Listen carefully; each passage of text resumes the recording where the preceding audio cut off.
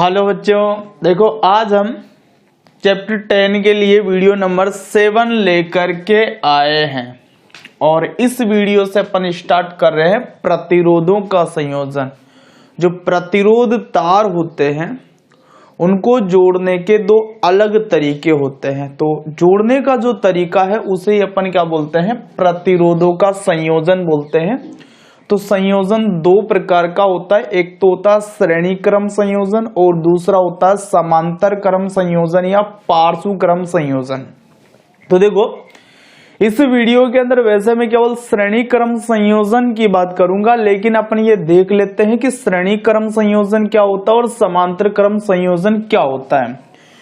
तो मान लीजिए आपके पास में 3 प्रतिरोध तार है। ये पहला तार आपका,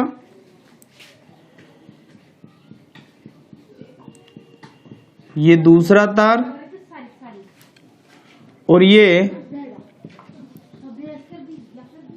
तीसरा तार। 3 प्रतिरोध तार आपके पास में, ये पहला प्रतिरोध तार है, ये दूसरा प्रतिरोध तार है और ये तीसरा प्रतिरोध तार है। अब इन प्रतिरोध तारों को अपन ऐसे जोड़ें कि पहला जो प्रतिरोध तार है उसका दूसरा सिरा, पहला जो प्रतिरोध तार है उसका ये जो दूसरा सिरा है, ये दूसरा वाला जो आपका प्रतिरोध तार है उसके पहले सिरे से जुड़ जाए, ठीक है। और ये जो दूसरा आपका प्रतिरोध तार है इसका दूसरा सिरा तीसरा जो प्रतिरोध तार है उसके पहले सिरे से जुड़े, उसके कौन से सिरे से जुड़ जाए, पहले सिरे से जुड़े। तो इस तरीके से यदि अपन प्रतिरोध तारों को जोड़ रहे हैं तो इस क्रम को तो अपन बोलते हैं श्रेणी क्रम संयोजन। इस तरीके का जो संयोजन होगा इसको तो अपन बोलेंगे श्रेणी क्रम संयोजन, ठीक है। अब दूसरा तरीका देखो इसको क्या है कि मान लीजिए आपके पास में ये पहला प्रतिरोध तार है, ये दूसरा प्रतिरोध तार है और ये है आपके पास में तीसरा प्रतिरोध तार। अब इन तीनों तारों को इस तरीके से जोड़ें कि इन सभी प्रतिरोध तारों के पहले सिरे तो एक बिंदु पर जुड़ जाएं और दूसरे सिरे किसी दूसरे बिंदु पर जाकर के जुड़े। तो ऐसा जो संयोजन होगा उसे अपन बोलेंगे समांतर क्रम संयोजन या पार्श्व क्रम संयोजन। तो श्रेणी क्रम का मतलब तो क्या हुआ कि जितने भी अपने पास में प्रतिरोध तार है तो उसको इस तरीके से जोड़ें कि पहला प्रतिरोध तार का दूसरा सिरा दूसरे प्रतिरोध तार के पहले सिरे से जुड़े, दूसरा जो प्रतिरोध तार है उसका दूसरा सिरा तीसरे प्रतिरोध तार के पहले सिरे से जुड़े। अब यदि इधर आप चौथा जोड़ना चाहो तो फिर क्या हो जाएगा कि जो तीसरा प्रतिरोध तार है उसका दूसरा सिरा चौथे प्रतिरोध तार के पहले सिरे से क्या हो जाए, जुड़े। तो इस तरीके का संयोजन श्रेणी क्रम संयोजन है और जितने भी प्रतिरोध तार है उनके पहले सिरे तो एक बिंदु पर जुड़ जाए और दूसरे सिरे किसी दूसरे बिंदु पर जाकर के जुड़ जाए। तो इस तरीके का जो संयोजन होगा उसे अपन बोलेंगे समांतर क्रम संयोजन। तो इस वीडियो के अंदर अपन केवल श्रेणी क्रम संयोजन के बारे में पढ़ेंगे। तो शुरू करते हैं भाई श्रेणी क्रम संयोजन के बारे में और बातें।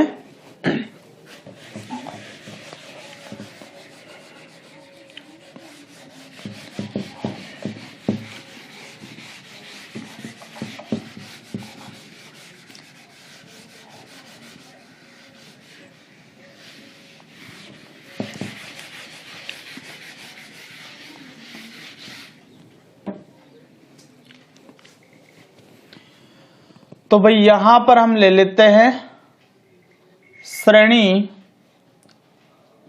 क्रम संयोजन।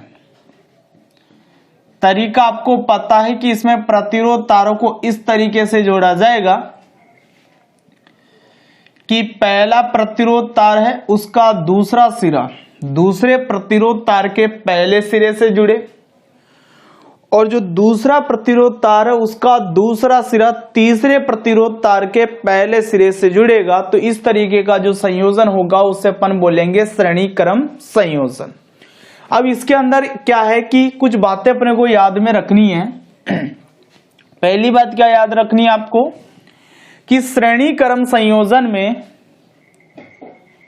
सभी प्रतिरोधों में प्रवाहित विद्युत धारा का मान समान होता है।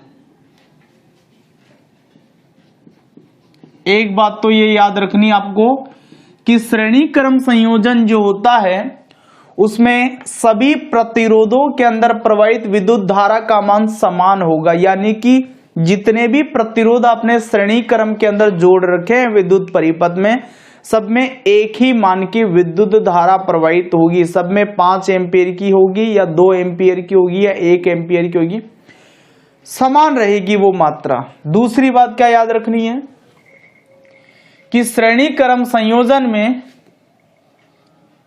सभी प्रतिरोधों के दोनों सिरों के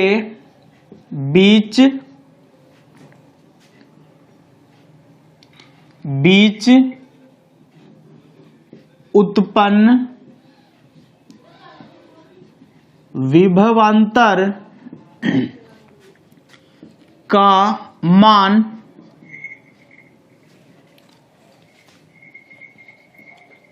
अलग अलग होता है।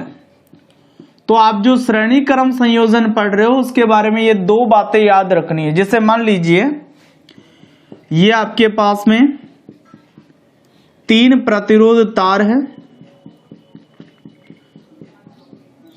और इन तीनों प्रतिरोध तारों को आपने श्रेणी क्रम के अंदर जोड़ दिया।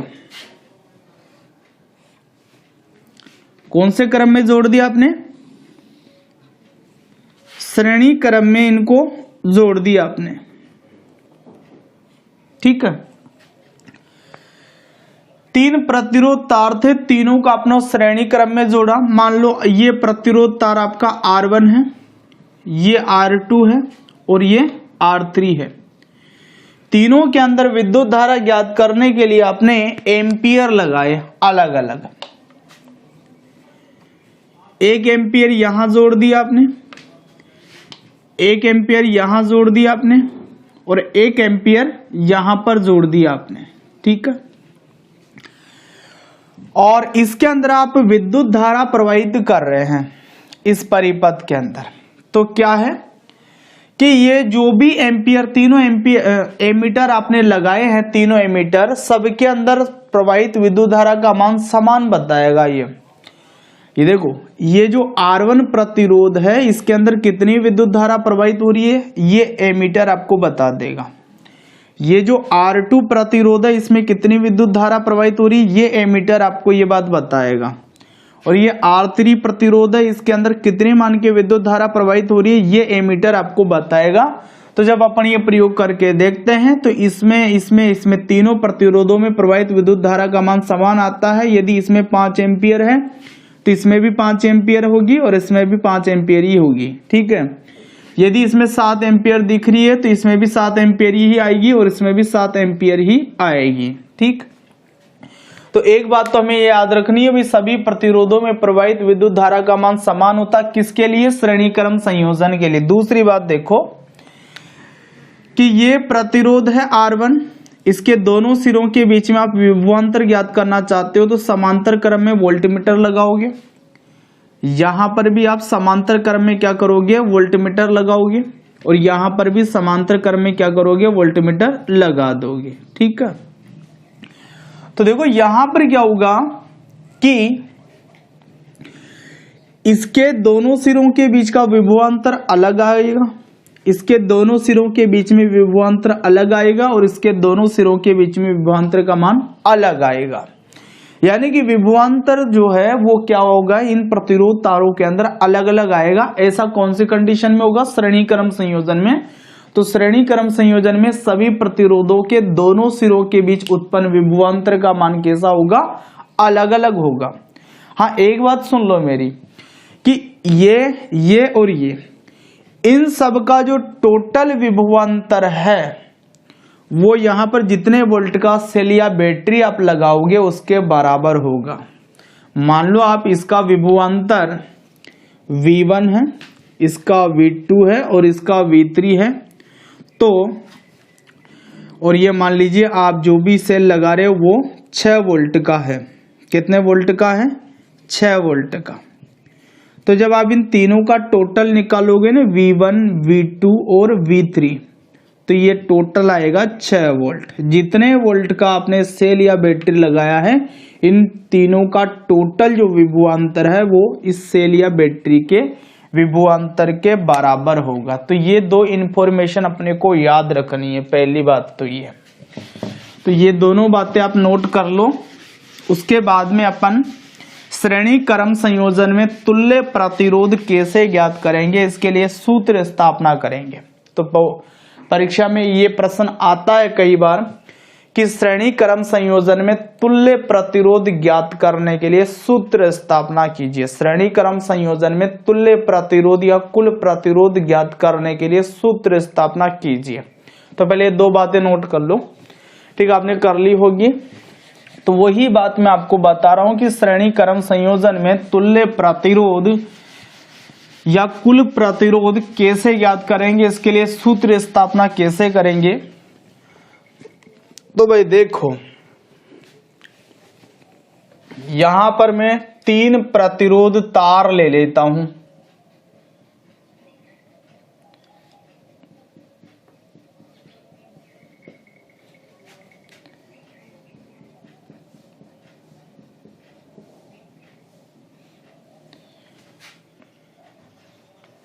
ठीक है,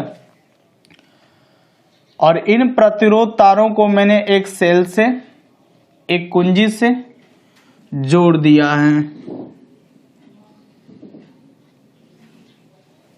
ठीक, ये जो आपका प्रतिरोध है इसे मान लेते हैं R1 है इसका प्रतिरोध। इसके लिए मान लेते हैं कि R2 प्रतिरोध है इसका, और इसके लिए मान लेते हैं कि इसका प्रतिरोध कितना है, R3 है। ठीक है, हमें पता है कि श्रेणी क्रम संयोजन के अंदर सभी प्रतिरोधों में समान मान की विद्युत धारा प्रवाहित होती है। मान लेते हैं अपन कि इसके अंदर प्रवाहित विद्युत धारा का मान I है, तो सभी के अंदर ही प्रवाहित विद्युत धारा का मान क्या होगा, I होगा। ठीक है, तीसरी बात देखो, हमें ये पता है कि श्रेणी क्रम संयोजन में ये जो अलग अलग प्रतिरोध है इनके दोनों सिरों के बीच में विभवांतर का मान अलग अलग होता है। तो मान लेते हैं अपन कि जो आपका पहला प्रतिरोध तार है R1, इसके दोनों सिरों के बीच में विभवांतर का मान V1 है। दूसरा जो आपका तार है इसके दोनों सिरों के बीच में विभवांतर का मान V2 है, और जो तीसरा तार है आपका इसके बीच में विभवांतर का मान लेते हैं अपन क्या है, V3 है। ठीक है भाई, ये आपका सेल है, ये इसका धन टर्मिनल और ये ऋण टर्मिनल, ये कुंजी मैंने चालू कर दी है। तो विद्युत धारा ऐसे जाएगी। तो हमने ये मान लिया है कि 3 प्रतिरोध तार है हमारे पास में जिनको श्रेणी क्रम में जोड़ा गया है, और इन प्रतिरोधों का जो प्रतिरोध है वो क्रमशः हमने मान लिया R1, R2 और R3।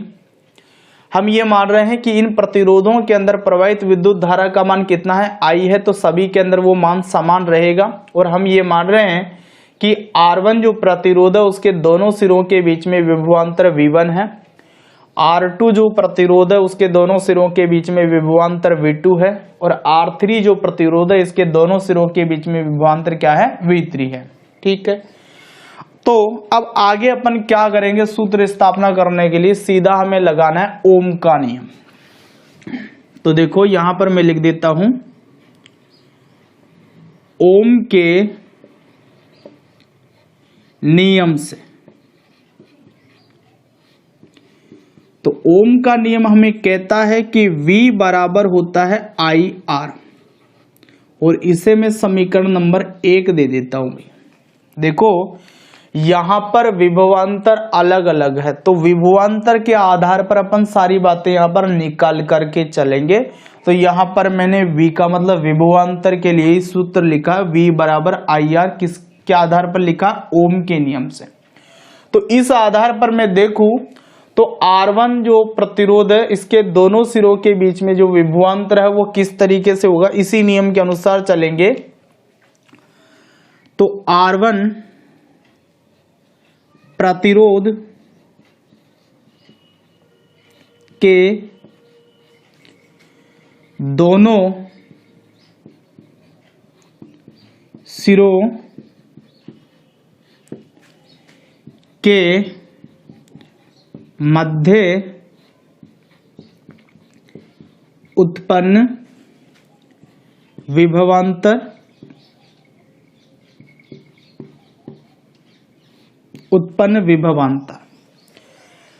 R1 प्रतिरोध के दोनों सिरों के बीच में उत्पन्न विभवांतर को हमने माना है V1। तो V1 बराबर क्या हो जाएगा? देखो यहां IR है, तो देखो यहां पर I का मान तो इसमें सब में समान है, जिसको अपन ने I माना है, और R की जगह यहां पर क्या आएगा? R1, ठीक है ना, क्योंकि इसका प्रतिरोध अपन ने R1 माना है। R क्या है? प्रतिरोध है चालक तार का, तो इसका प्रतिरोध अपन ने R1 माना है, तो ये R1 मान लिया। ये हो गया समीकरण 2। अब इसी प्रकार से आप R2 प्रतिरोध के दोनों सिरों के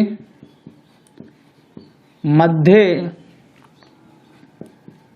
उत्पन्न विभवांतर, तो कितना होगा विभवांतर? देखो R2 जो प्रतिरोध है उसके दोनों सिरों के बीच में अपन ने V2 विभवांतर माना है, तो V2 बराबर क्या हो जाएगा? IR2, क्योंकि इसका प्रतिरोध कितना है? R2 है, और I का मान सब में समान है ही पहले से ही, तो I तो सभी के लिए समान है। तो ये हो जाएगा आपका समीकरण नंबर 3। ऐसे ही देखो R3 प्रतिरोध के दोनों सिरों के मध्य उत्पन्न विभवांतर, तो ये उत्पन्न विभवांतर आपका हो जाएगा V3, क्योंकि V3 विभवांतर अपन ने माना है इसके दोनों सिरों के बीच में, तो ये बराबर किसके होगा? IR3। ये हो गया आपका समीकरण नंबर 4, क्योंकि इसका प्रतिरोध ही अपन ने कितना माना? 3 माना, R3 माना है, ठीक है। तो देखो ये कुछ बातें अपन मान करके चल रहे हैं। अपन ने माना है कि 3 प्रतिरोध तार है जिनका प्रतिरोध क्रमशः R1, R2 और R3 है। इन सब में समान मान के विद्युत धारा प्रवाहित हो रही है, और इनके बीच का जो विभवांतर, दोनों सिरे के बीच का जो विभवांतर है वो क्रमशः V1, V2 और V3 है। तो यहाँ पर ओम का नियम लगाया मैंने। V बराबर क्या होता है? IR। V का मतलब विभवांतर है कुल, I का मतलब विद्युत धारा है, और R का मतलब यहाँ पर क्या है? चालक तार का प्रतिरोध। तो इस आधार पर मैंने सबसे पहले R1 जो प्रतिरोध तार था उसके दोनों सिरों के बीच का विभवांतर निकाला, तो वो विभवांतर V1 माना था, तो V1 बराबर हो गया IR1, क्योंकि इसका प्रतिरोध कितना है? R1। I का मान सबके लिए समान था ही माना है अपन ने, क्योंकि श्रेणी क्रम संयोजन में I का मान समान रहता है, विद्युत धारा का मान समान रहता है। ऐसे ही R2 प्रतिरोध के दोनों सिरों के मध्य का विभवांतर निकाला, तो क्या हो गया? V2 बराबर IR2, क्योंकि इसका V2 माना था और प्रतिरोध का मान R2 है इसके लिए। ऐसे R3 प्रतिरोध के दोनों सिरों के मध्य विभवांतर निकाला, तो विभवांतर को V3 माना, तो V3 बराबर हो गया IR3, ठीक है। तो वीडियो पॉज करके चित्र नोट करो पहले। किया आपने नोट चित्रीय? अब मैं चित्र मिटा रहा हूं, आगे बढ़ते हैं इसमें। अब देखो, यदि मैं कुल विभवांतर ज्ञात करना चाहूं, इस परिपथ का कुल विभवांतर, तो उसके लिए मुझे V1, V2 और V3 तीनों को क्या करना होगा, जोड़ना होगा। जो चीज अलग होगी किसी भी जो संयोजन में जो चीज अलग होगी उसी को जोड़ करके अपन तुल्य प्रतिरोध ज्ञात करने की कोशिश करते थे। यहाँ विभवांतर अलग था, इसलिए तीनों का विभवांतर जोड़ करके चलेंगे। तो चित्र मिटा रहा हूं मैं।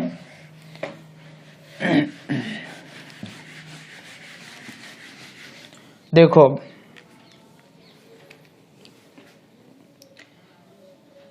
परिपथ का कुल विभवांतर V बराबर हो जाएगा V1 plus V2 plus V3। कुल विभवांतर ज्ञात करने के लिए तीनों जो विभवांतर थे अलग अलग, उनको जोड़ना होगा और यह आपका हो जाएगा समीकरण नंबर 5। ठीक है। अब देखो भैया, समीकरण 1 आपको कहता है कि V बराबर क्या होता है, IR होता है। समीकरण 2 आपको कह रहा है कि V1 किसके बराबर है, IR1 के बराबर है। और समीकरण 3 आपको कह रहा है भाई V2 बराबर होता है IR2। और समीकरण जो 4 है वो आपको कह रहा है कि V3 बराबर किसके है, IR3 के बराबर है। तो अपने एक काम करते हैं कि समीकरण 1, 2 और 3, 4 से मान उठा करके समीकरण 5 के अंदर रख देते हैं। तो समीकरण 1, 2, 3 व 4 से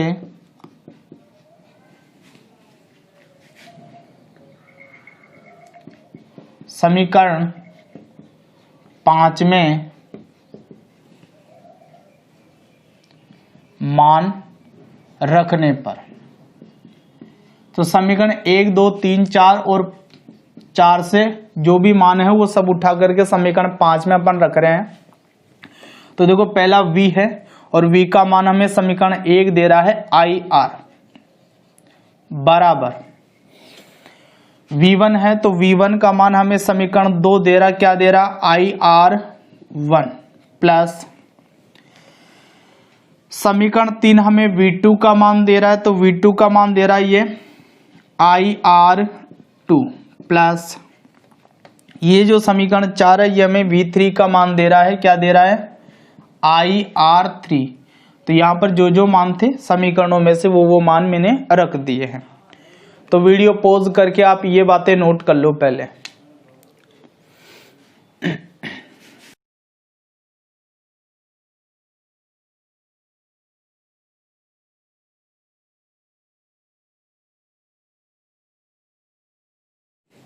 कर लिए नोट? तो इसी को आगे बढ़ा रहे हैं हम। मान सारे रख ही लिए हमने ये।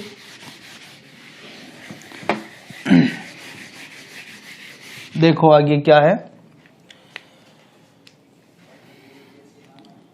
IR।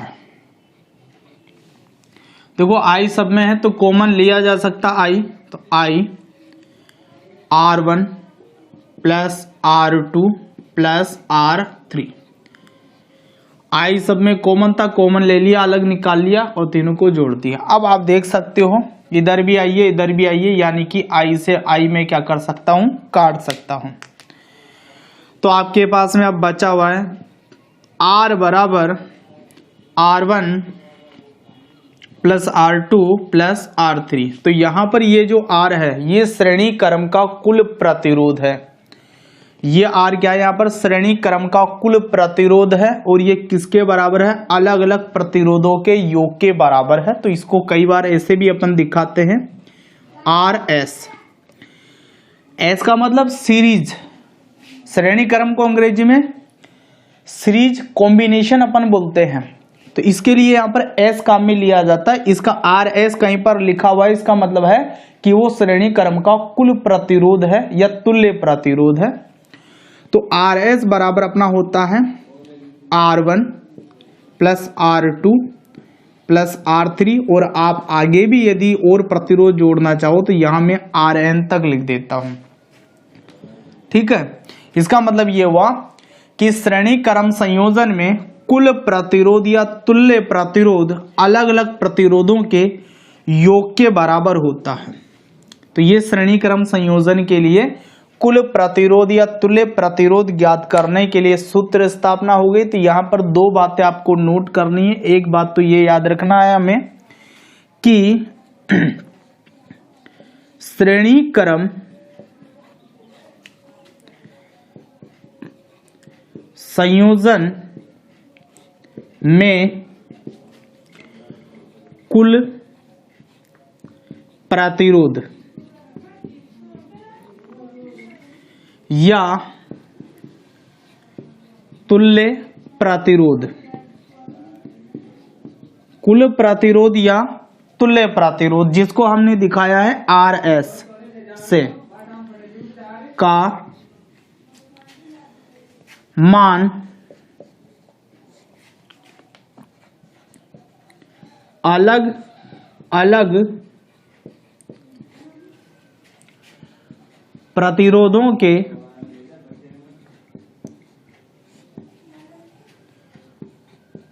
मान के योग के बराबर होता है, बराबर होता है। तो अलग अलग प्रतिरोधों के योग के बराबर होगा तुल्य प्रतिरोध, किसमें? श्रेणी क्रम में। दूसरी बात यह है भाई कि कभी भी परिपथ में हमें अधिकतम प्रतिरोध प्राप्त करना है तो हम प्रतिरोधों को श्रेणी क्रम में जोड़ेंगे। श्रेणी क्रम में अधिकतम प्रतिरोध हमें क्या होता है? प्राप्त होता है। ठीक है, तो यहां पर दूसरी बात अपन लिख ले कि श्रेणी क्रम संयोजन से परिपथ में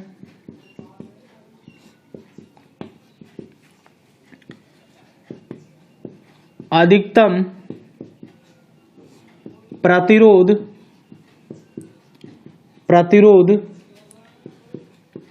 प्राप्त होता है।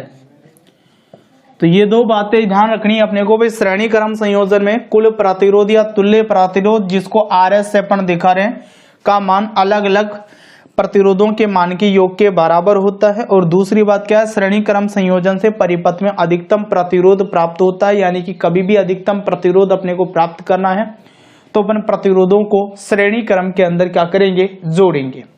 तो वीडियो पॉज करके इन बातों को नोट करो, फिर इससे संबंधित एक दो न्यूमेरिकल मैं आपको करवा देता हूं।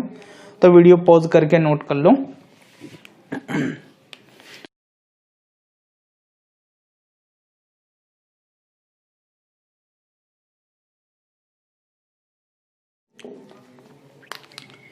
ठीक है भाई, नोट कर लिया आपने। तो कुछ न्यूमेरिकल देख लेते हैं।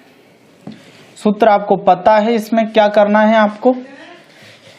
कभी भी तुल्य प्रतिरोध ज्ञात करना है तो जो भी प्रतिरोध दे रखे हैं सबका योग कर देना है, तुल्य प्रतिरोध निकल करके आ जाएगा।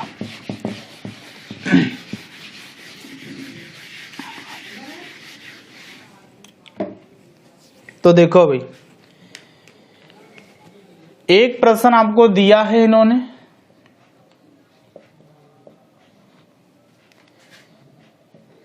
निम्न चित्र में बिंदु ए व बी, सॉरी मैं सी कर देता हूं, ए व सी के मध्य का कुल प्रतिरोध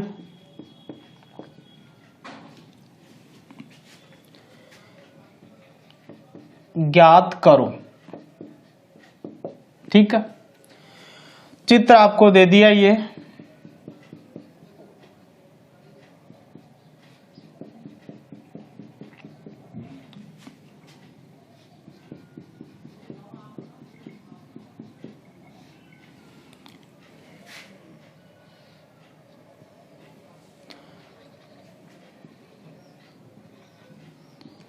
ये बिंदु ए है इनका, ये बिंदु बी है और ये बिंदु सी है और ये बिंदु डी है। ठीक है, इसका प्रतिरोध मान लीजिए 2 ओम है, इसका प्रतिरोध मान लीजिए 4 ओम है और इसका प्रतिरोध मान लीजिए 3 ओम है।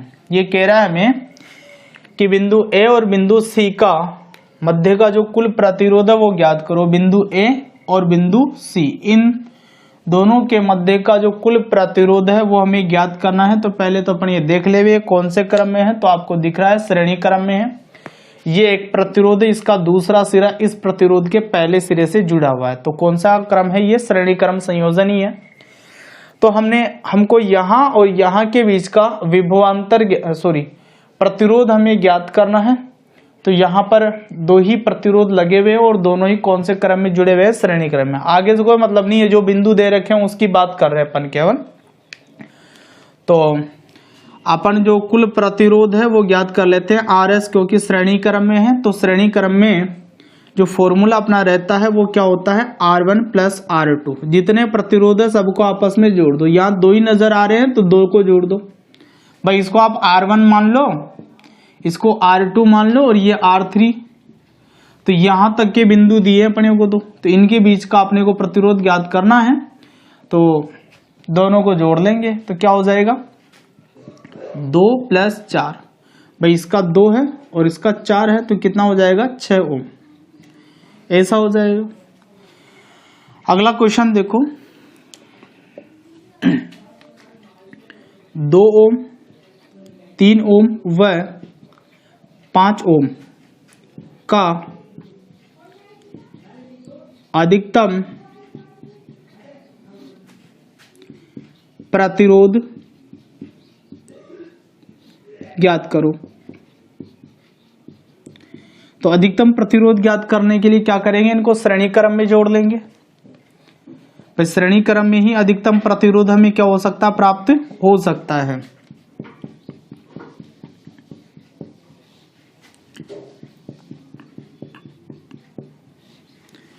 तो ये आपका 2 ओम है, ये 3 ओम है और ये 5 ओम है। इसको मान लो आप R1, इसको R2 और इसको R3। ठीक है, तो हमें अधिकतम प्रतिरोध ज्ञात करना है। तो श्रेणी क्रम में अपन ने जोड़ लिया और श्रेणी क्रम में जो कुल प्रतिरोध होता है RS वो क्या होगा, R1 + R2 + R3। जितने भी प्रतिरोध है सबको आपस में क्या करना, जोड़ना। यदि 2 है तो 2 को जोड़ दो, 3 है तो 3 को जोड़ लो, 4 है तो 4 को जोड़ लो। जितने प्रतिरोध है सबको आपस में जोड़ना है इसमें। तो देखो 2 + 3 + 5, ठीक है, तो कितना हो जाएगा, ये 10 ओम। तो इसका अधिकतम प्रतिरोध कितना हो जाएगा, 10 ओम हो जाएगा। ठीक है, तो इस तरीके से श्रेणी क्रम संयोजन में कोई भी क्वेश्चन आपको दे दिया जाए, तुल्य प्रतिरोध यदि ज्ञात करना है तो जो भी प्रतिरोध आपको दिए हुए सबके मान आपस में जोड़ दो। जो भी प्रतिरोध है, तुल्य प्रतिरोध या कुल प्रतिरोध, वो आपके सामने आ जाएगा। तो वीडियो पॉज करके 2 छोटे-छोटे सवाल थे, नोट करो इनको।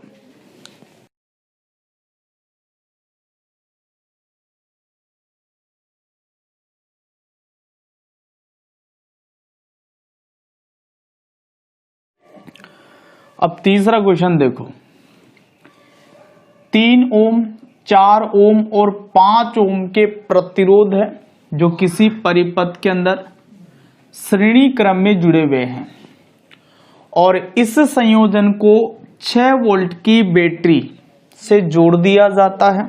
तो हमें क्या क्या ज्ञात करना है, प्रत्येक प्रतिरोध में धारा का मान ज्ञात करना है एक तो, और प्रत्येक प्रतिरोध के सिरों पर जो विभवांतर है उसका मान भी हमें क्या करना है, ज्ञात करना है। तो पहले अपन प्रश्न के अनुसार एक डायग्राम तैयार करते हैं।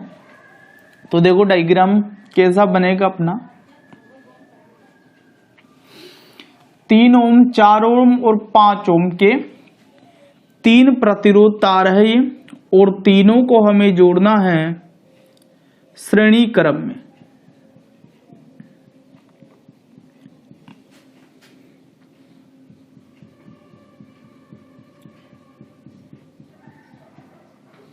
ठीक है, तो ये आपका 3 ओम का प्रतिरोध हो गया, ये 4 ओम का प्रतिरोध हो गया और ये 5 ओम का प्रतिरोध हो गया, सबको हमने श्रेणी क्रम के अंदर जोड़ दिया है। ठीक है, अब ये जो संयोजन है इसको 6 वोल्ट की बैटरी से भी जोड़ा गया है। किससे जोड़ दिया? 6 वोल्ट की बैटरी से भी जोड़ दिया गया है। तो यहां पर ये जो बैटरी या सेल है ये 6 वोल्ट का है। ठीक है, अब ये कह रहा हमें कि प्रत्येक प्रतिरोध में एक तो धारा का मान ज्ञात करना है और प्रत्येक प्रतिरोध के सिरों के ऊपर जो विभवांतर होता है वो भी हमें क्या करना है? ज्ञात करना है। ठीक है, तो थोड़ा सा अपन ओम के नियम की तरफ चलते हैं। V बराबर होता है IR। तो देखो पहला जो प्रश्न पूछ रहा है ये प्रत्येक प्रतिरोध में धारा का मान पूछ रहा है। तो आपको ये तो पता ही है कि श्रेणी क्रम संयोजन है और श्रेणी क्रम संयोजन के अंदर प्रत्येक जो प्रतिरोध तार होगा उसके अंदर प्रवाहित विद्युत धारा का मान क्या होगा? एक समान होगा। तो हमें I का मान ज्ञात करना है। तो I बराबर क्या होता है? V बटे R। यदि अपन I का मान निकालना चाहें तो V बटा क्या हो जाएगा? R हो जाएगा। भाई I हमें चाहिए तो R को इधर लाए तो इधर बटा में हो गया ही है। ठीक है, तो देखो सबसे पहले V का मतलब विभवांतर, इस संयोजन का कुल विभवांतर। तो इस संयोजन का कुल विभवांतर किसके बराबर होता है? जितने वोल्ट का सेल या बैटरी है उसके बराबर है। तो इस संयोजन का कुल विभवांतर हमें पता है क्या होता है? 6 वोल्ट है, जो किसके बराबर होगा? इस संयोजन में जो बैटरी या सेल लगा हुआ है जितने वोल्ट का उतना ही टोटल इसका क्या हो जाता है? विभवांतर हो जाता है। दूसरा में बताना R का मतलब है कि इस संयोजन का कुल प्रतिरोध। ये तो हमें अलग अलग प्रतिरोध इसने दे रखे हैं, तो पहले अपन क्या करेंगे? इस संयोजन का कुल प्रतिरोध अपन ज्ञात करेंगे। तो ये तीनों जो प्रतिरोध तार आपके श्रेणी क्रम में जुड़े हुए हैं, तो कुल प्रतिरोध किसके बराबर हो जाएगा? अलग अलग प्रतिरोधों के योग के बराबर हो जाएगा। तो देखो ये जो है इसको मैं R1 मान लेता हूं और इसको R2 मान लेता हूं और इसको मैं मान लेता हूं R3। तो सबसे पहले तो अपन यहां पर क्या कैलकुलेट करेंगे कि संयोजन जो है उसका कुल प्रतिरोध निकालेंगे। तो संयोजन का कुल प्रतिरोध, संयोजन का कुल प्रतिरोध R बराबर R1 plus R2 plus R3, क्योंकि श्रेणी क्रम में जुड़ा हुआ है तो तीनों का योग करेंगे तो कुल प्रतिरोध हमें मिल जाएगा। तो R1 का मान देखो कितना है? 3 ओम। R2 का मान 4 ओम और R3 का मान कितना है? 5 ओम। ठीक है ना, जोड़ लो सबको, 7 7 और 5 12 ओम। तो कुल प्रतिरोध कितना आ गया आपका? 12 ओम आ गया। कुल प्रतिरोध का मान कितना हो गया है? 12 ओम हो गया है। तो अब अपन प्रत्येक प्रतिरोध में जो प्रवाहित धारा उसका मान ज्ञात कर सकते हैं। सूत्र कौन सा काम में लेंगे? V बटा R। तो यहां पर मैं लिख देता हूं, ये जो A वाला है इसका हल अपन कर रहे हैं। प्रत्येक प्रतिरोध में धारा की गणना। सूत्र लगा दो भाई, I बराबर होता है V बटे R। V का मान तो कितना रखोगे? 6। जितने वोल्ट की बैटरी है वो ही इनका कुल विभवांतर होगा।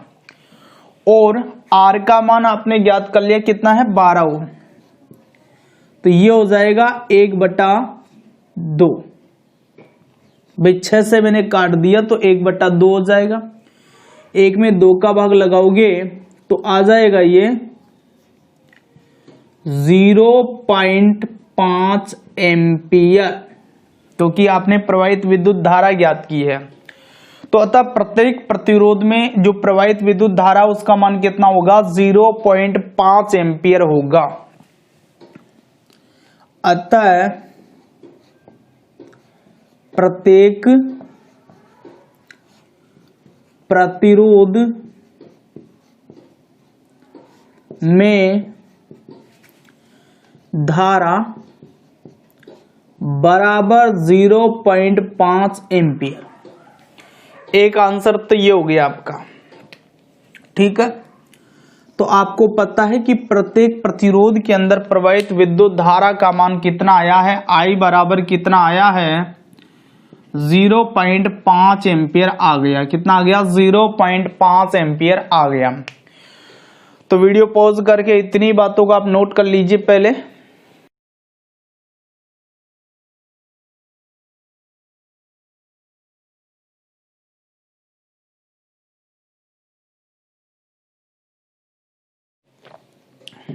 कर लिया नोट?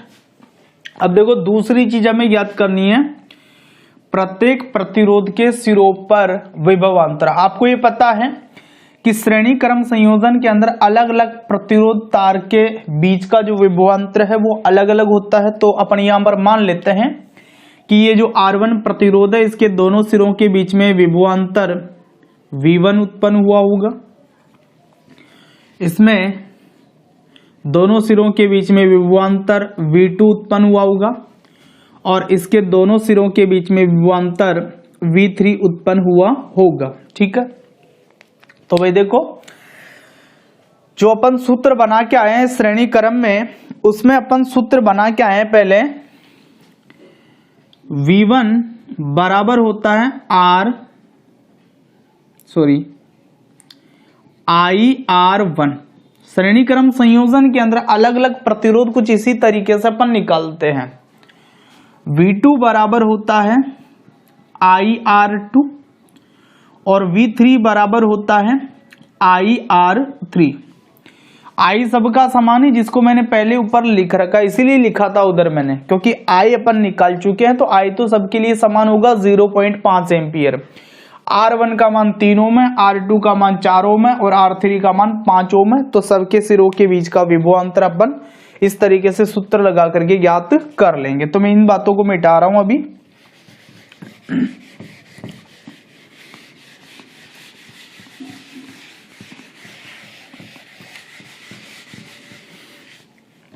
देखो बी वाला करते हैं हम। प्रत्येक प्रतिरोध में प्रत्येक प्रतिरोध के सिरों पर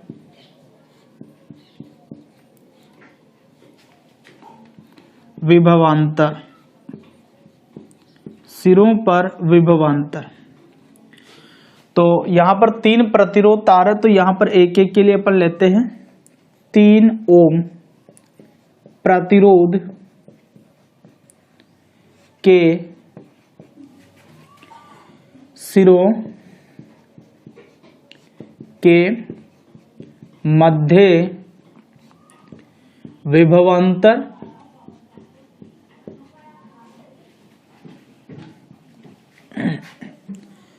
V1 बराबर IR1। ठीक है, तो देखो I का मान आपको पता कितना है? 0.5 एम्पियर। सभी के लिए सेम है, तो निकाल चुके अपन। R1 का मान देखो, R1 का मान 3 ओम है, 3 ओम तो बराबर 5 3 15, तो 1.5। देखो भाई विभवांतर आपने ज्ञात किया, विभवांतर का मात्रक होता वोल्ट, तो यहां पर मैं लिख दूंगा वोल्ट। ऐसे दूसरा देख लो, दूसरा प्रतिरोध 4 ओम का है, तो 4 ओम प्रतिरोध के सिरों के मध्य विभवांतर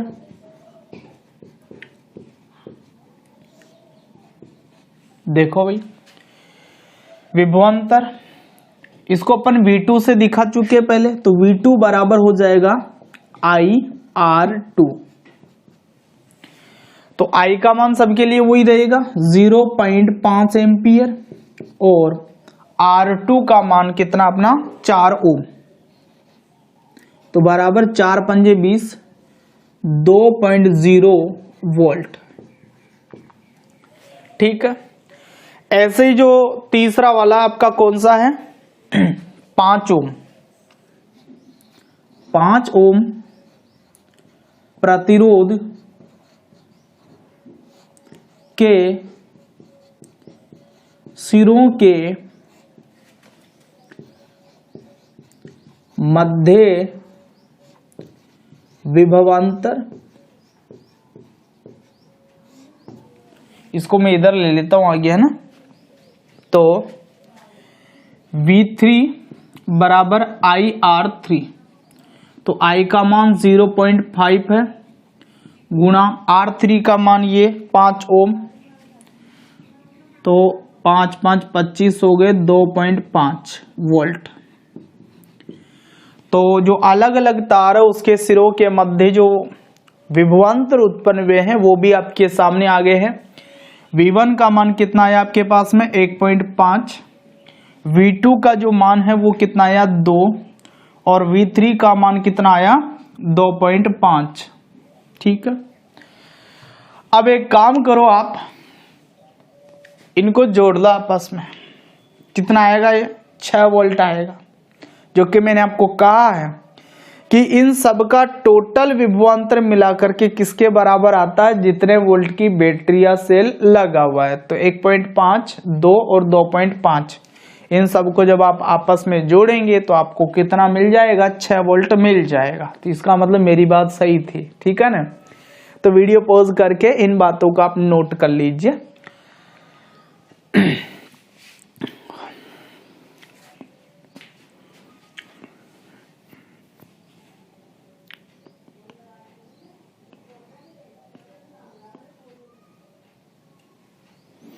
ठीक है भाई, नोट किया आपने। तो आपने प्रत्येक प्रतिरोध के सिरों के मध्य जो विभवांतर उत्पन्न हुआ वो भी आपने ज्ञात कर लिया है। कुछ इसी तरीके का एक सवाल और देख लेते हैं। तो अगला सवाल देखते हैं अपन।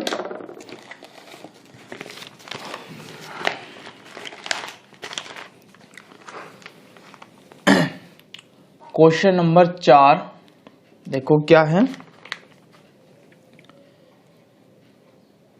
20 वोल्ट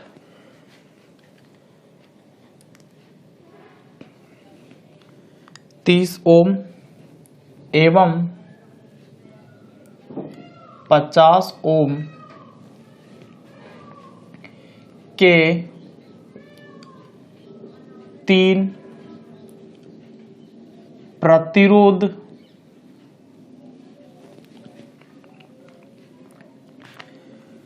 श्रेणी क्रम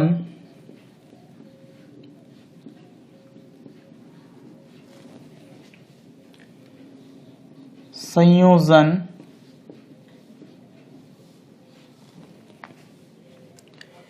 में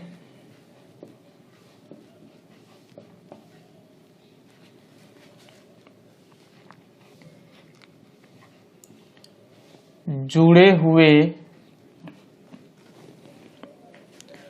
हैं। संयोजन को 150 वोल्ट के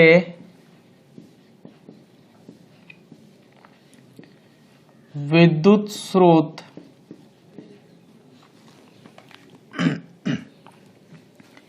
से जोड़ दिया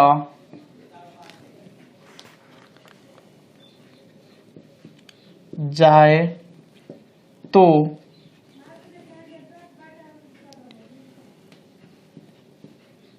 प्रत्येक प्रतिरोध में प्रवाहित धारा व उनके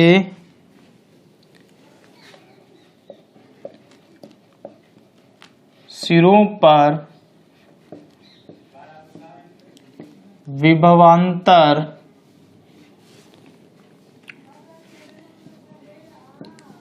ज्ञात कीजिए। ये हमारा सवाल है। क्या सवाल है देखो कि 20 ओम, 30 ओम और 50 ओम के 3 प्रतिरोध तार है और इनको श्रेणी क्रम संयोजन में जोड़ा है। संयोजन को 150 वोल्ट के विद्युत स्रोत से जोड़ा है, मतलब सेल या बैटरी 150 वोल्ट की है। तो प्रत्येक प्रतिरोध में प्रवाहित धारा ज्ञात करनी है और उनके सिरों के बीच का जो विभवांतर है वो भी हमें क्या करना है, ज्ञात करना है। तो देखो इसको हल करने के लिए अपन पहले एक डायग्राम देख लेते हैं।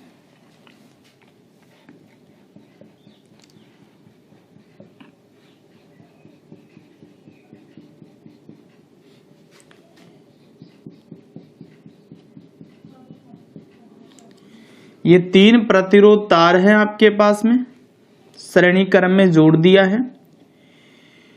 जो सेल या बैटरी है उससे भी हमने इनको जोड़ दिया है। देखो पहला जो प्रतिरोध है आपका 20 ओम का है, दूसरा प्रतिरोध 30 ओम का है और तीसरा प्रतिरोध 50 ओम का है। ये आपका R1 हो गया, ये R2 हो गया और ये क्या हो गया, R3। यहां पर बैटरी कितने वोल्ट की है, 150 वोल्ट की है। ये धन टर्मिनल और ये ऋण टर्मिनल, विद्युत धारा ऐसे जाएगी। ठीक है, तो देखो सबसे पहले हमें ये क्या पूछ रहा है कि प्रत्येक प्रतिरोध में प्रवाहित धारा ज्ञात करो। तो विद्युत धारा ज्ञात करने के लिए हमारे पास में जो सूत्र होगा वो ओम के नियम के अनुसार होगा। देखो हमें पता V बराबर IR। ठीक है, यदि अपन I ज्ञात करना चाहते हैं तो हम V के अंदर किसका भाग लगा लेंगे, R का भाग लगा लेंगे। ठीक है, तो देखो V का ये I है, इसको ज्ञात करने के लिए एक तो V होना चाहिए और एक हमारे पास में क्या होना चाहिए, R होना चाहिए। तो V का मान तो हमें पता है 150 वोल्ट, क्योंकि इन तीनों प्रतिरोध तारों के टोटल जो विभवांतर है वो 150 वोल्ट ही आना है, क्योंकि जितने वोल्ट का सेल या बैटरी होता है टोटल विभवांतर उसके बराबर ही होता है हमेशा। तो V तो हमें पता है, अब R चाहिए हमें। R कैसे निकलेगा, ये तीनों जो प्रतिरोध है इनका कुल प्रतिरोध कितना होगा वो हमारा क्या होगा, R होगा। तो भाई ये तीनों प्रतिरोध तार श्रेणी क्रम में जुड़े हुए हैं, तो पहले इनका तुल्य प्रतिरोध अपन क्या करेंगे, ज्ञात करेंगे। R हम क्या करेंगे, ज्ञात करेंगे। तो भाई पहला हमारा कैलकुलेशन होगा कि संयोजन का कुल प्रतिरोध, और इस कुल प्रतिरोध को अपन दिखा रहे हैं R से। तो R बराबर हो गया आपका R1 plus R2 plus R3, क्योंकि हमें पता है कि श्रेणी क्रम संयोजन में जो कुल प्रतिरोध होता है वो अलग अलग प्रतिरोधों के योग के बराबर होता है। तो R1 का मान 20, R2 30 और R3 50 है। तो 20 प्लस 30 प्लस 50, तो ये हो गया आपके पास में 100 ओम। तो कुल प्रतिरोध का मान R का मान 100 ओम है और कुल जो V है विभवांतर है उसका मान कितना है, 150 वोल्ट है। तो अपन पहले तो अपन ज्ञात कर लेते हैं प्रवाहित विद्युत धारा। तो प्रवाहित विद्युत धारा की गणना, तो हम सूत्र लगा रहे हैं भाई I बराबर V बटे R, ये वाला सूत्र लगाया मैंने यहाँ पर। V का मान हमें पता है कितना है 150 और R का मान हम ज्ञात कर चुके कितना है 100। तो 1 0 से 1 0 अपना कट जाएगा और 15 में हम 10 का भाग लगाएंगे जब, तो हमें मिल जाएगा 1.5। क्या ज्ञात किया आपने? विद्युत धारा। तो ये विद्युत धारा किस में आएगी? एम्पियर में। तो एक आंसर तो अपना ये हो जाएगा कि अतः प्रवाहित विद्युत धारा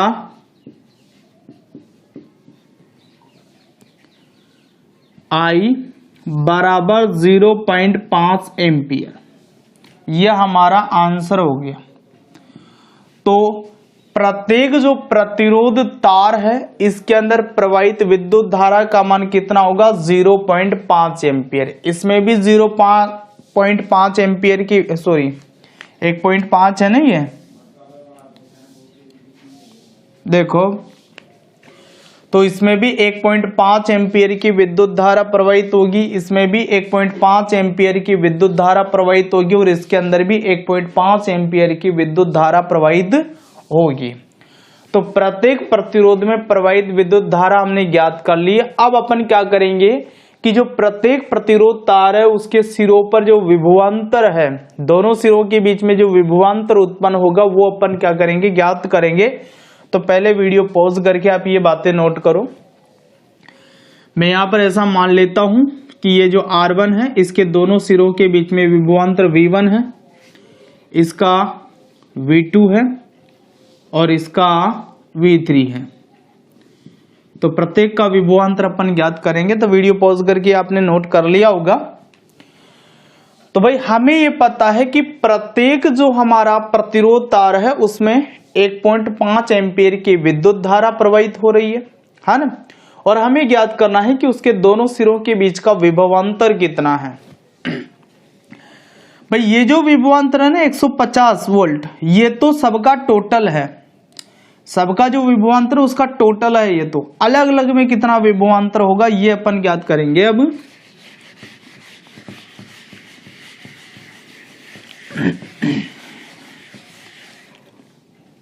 तो देखो,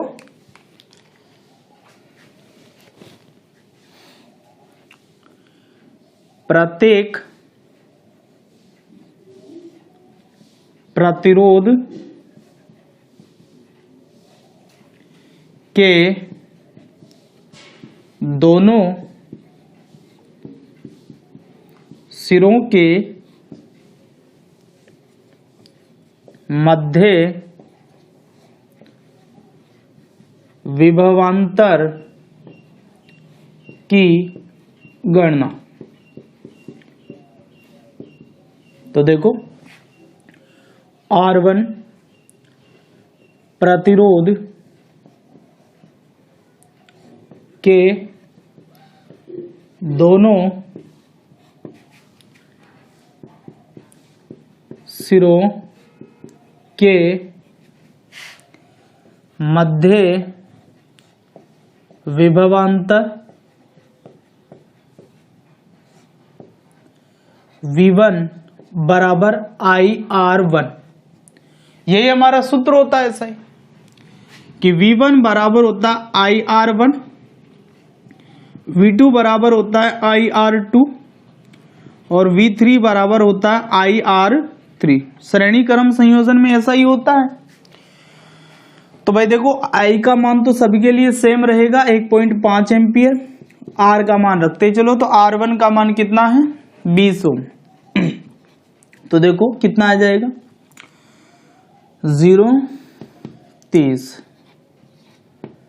30 क्या ज्ञात किया है? विभवांतर ज्ञात किया है। तो किस में लिख देंगे? वोल्ट में रख देंगे इसको। किस में रख देंगे? वोल्ट में। ठीक है, आगे निकालते हैं। और बाकी के दोनों जो प्रतिरोध है उनका भी निकाल लेते हैं विभवांतर। तो यहां देख लेते हैं R2 प्रतिरोध के दोनों सिरों के मध्य विभवांतर V2 बराबर IR2। तो I का मान कितना रहेगा, वही 1.5 रहेगा सभी के लिए, और R2 का मान देख लो आप कितना, 30।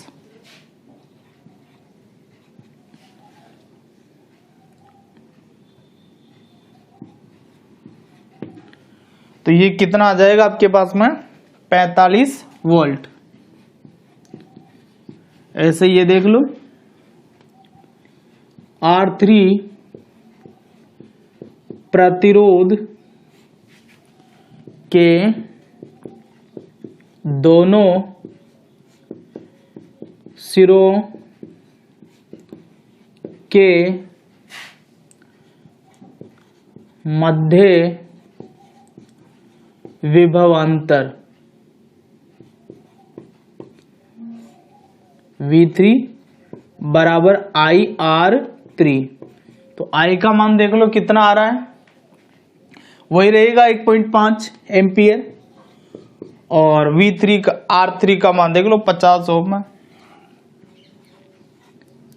तो कितना आ जाएगा ये, 15 5 75, तो ये आ जाएगा 75 वोल्ट। ठीक है, तो जो आपका प्रत्येक प्रतिरोध तार था उसके दोनों सिरों के बीच में विभवांतर का मान हो गया 30 वोल्ट, 45 वोल्ट और 75 वोल्ट। इसके दोनों सिरों के बीच का विभवांतर कितना है, 30 वोल्ट है, इसका 45 वोल्ट है, और इसका कितना है, 75 वोल्ट है। ठीक है ना। अब आप चाहें तो तीनों को जोड़ सकते हैं, तीनों को जोड़ोगे तो इसके बराबर आ जाएगा ये। तो टोटल जो विभवांतर है इन तीनों का मिलाकर के वो इसके बराबर होगा। तो देख लो आप 30 और 45 75, 75 75 150। ठीक है ना। तो वीडियो को पॉज करके ये न्यूमेरिकल भी आप नोट कर लीजिए।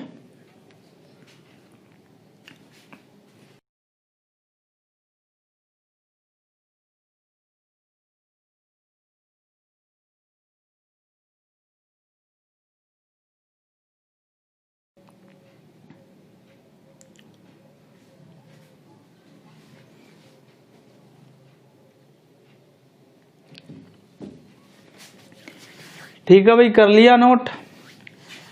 तो आज यहीं पर अपन बात समाप्त करते हैं। आज अपन ने श्रेणी क्रम संयोजन पढ़ लिया है प्रतिरोधों का। नेक्स्ट वीडियो के अंदर अपन प्रतिरोधों का समांतर क्रम संयोजन के बारे में पढ़ेंगे। तो मिलते हैं फिर नेक्स्ट वीडियो में, तब तक के लिए ऑल द बेस्ट।